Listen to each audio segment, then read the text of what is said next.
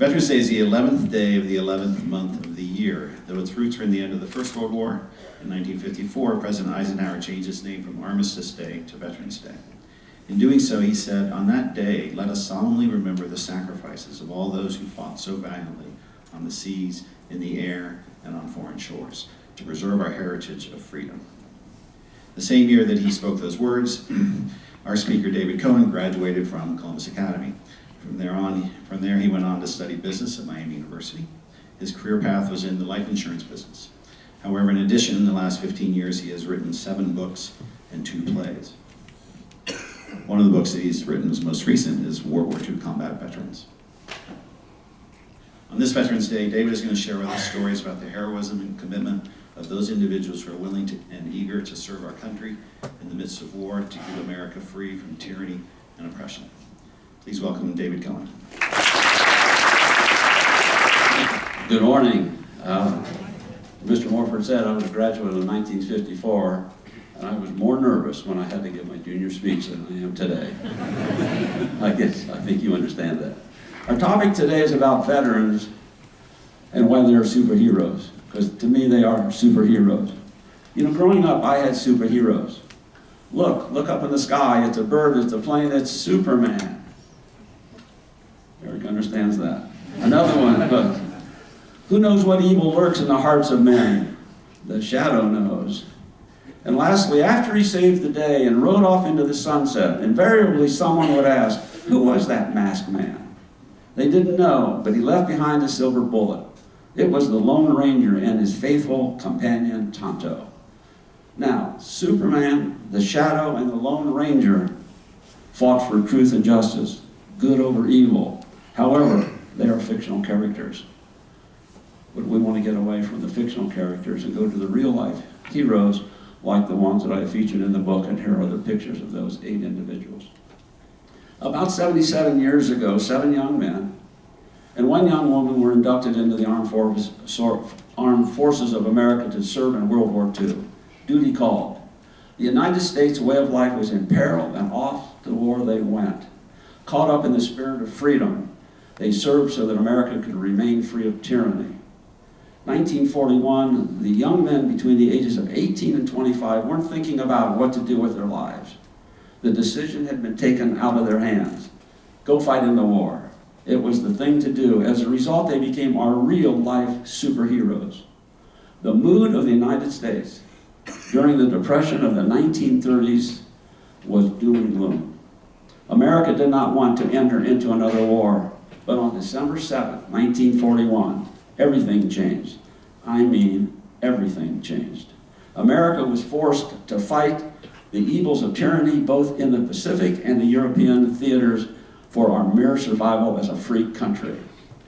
In the book, World War II Combat Veterans, I've interviewed 7 men and 1 woman who put their lives on the line to guarantee our freedom and way of life. So today I would like to give you a thumbnail sketch of 3 of them, with 2 having close ties to the Columbus Academy. The first, Danny Carmichael. Danny Carmichael graduated from the Academy in 1936 and was the first inductee into the Academy's Athletic Hall of Fame. In fact, he may be the best athlete to ever attend the Academy. So don't argue with me. He is the best. He graduated from Princeton University 4 years later as an architect with honors. While at Princeton as a pitcher for the baseball team, he participated in the first televised baseball game in the history of baseball. In the spring of '41, Dan enlisted in the Navy as a fighter pilot and was assigned to the Pacific, landing and taking off the aircraft carriers, the Enterprise, the Hornet, and the Randall. His duties were to bomb, strafe, and shoot down Japanese fighter planes. He was credited with 13 downed Japanese aircraft, which made him one of the all-time Navy fighter pilot aces. He fought battles at Guam, Iwo Jima, Okinawa, and Tarawa. He was once asked by a reporter, "Were you ever shot down?"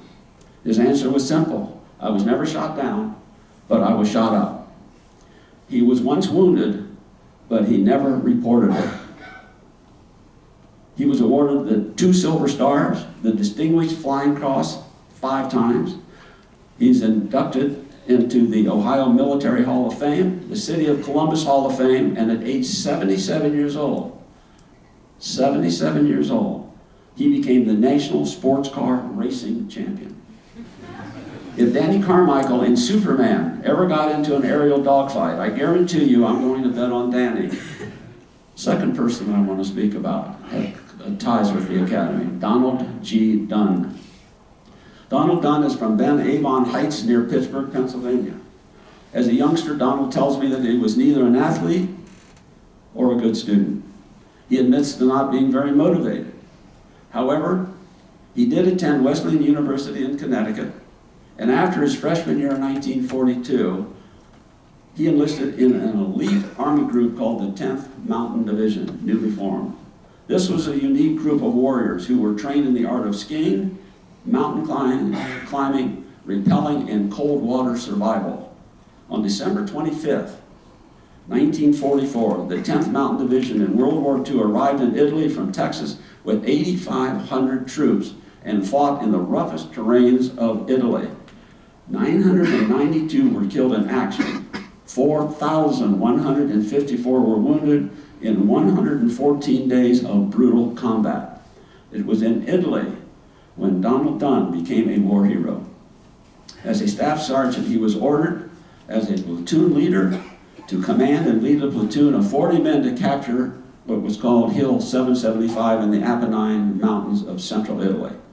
Not only was Donald wounded with a bullet in his shoulder and chest, but also 20 of his fellow soldiers were either killed or wounded.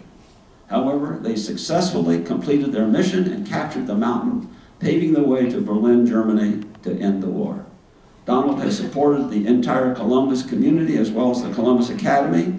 His sons attended the Academy, and today he has either had or has now grandchildren and great-grandchildren at the school, who I am sure are very proud of their great and great-grandfather. The sacrifices of those who served in the armed forces like Donald Dunn should set an example for all of us to follow. True American heroes. My third individual I want to speak about was a young woman by the name of Leila Morrison. Leila Morrison was born on July 9th, 1922 in Blue Ridge, Georgia. She graduated from Blue Ridge High School and followed her dream, graduating from nursing school in Chattanooga, Tennessee in 1943 at the age of 22. At that time, of course, women were not drafted into the service, but she volunteered. She volunteered for the U.S. Army Air Corps and trained as an Army nurse, soon to be deployed overseas. In early of 1944, Leila and her fellow nurses boarded the Queen Elizabeth for England. Upon arriving, they continued training in anticipation of the invasion of Normandy and their future trek through Europe. The devastation caused by war was horrendous. They followed the troops wherever they were needed. In the winter months of 44 and 45, she aided the sick and wounded at the Battle of the Bulge. And from history, it's the largest battle fought by the Americans in World War II. 600,000 American troops were involved in the battle. The Americans lost 81,000 men, while the Germans lost 100,000. Leila said the primary duty of a nurse was to aid soldiers who were in shock and prepare them for surgery.